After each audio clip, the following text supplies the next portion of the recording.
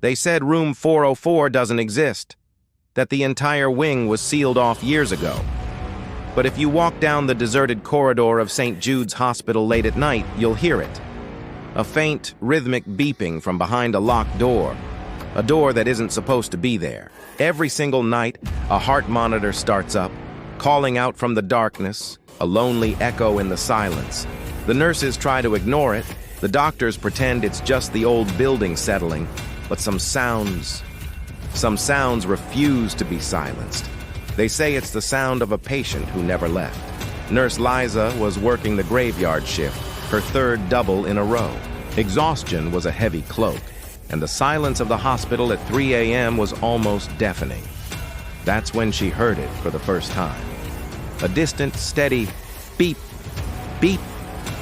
It seemed to echo from the end of the West Wing, the section that had been permanently sealed.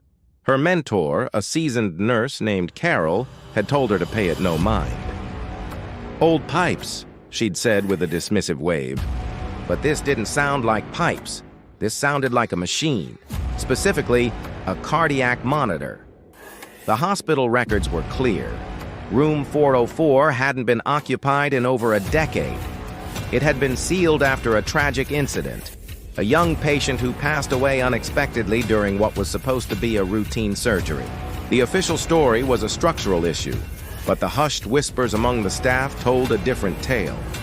They said the room was haunted, that the patient's spirit lingered, unable to find peace.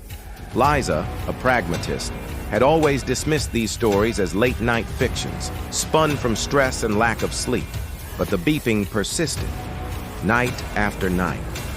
It was subtle, almost unnoticeable unless you were listening for it. Liza tried to ignore it, focusing on her rounds, the soft squeak of her sneakers on the linoleum, a comforting, real-world sound.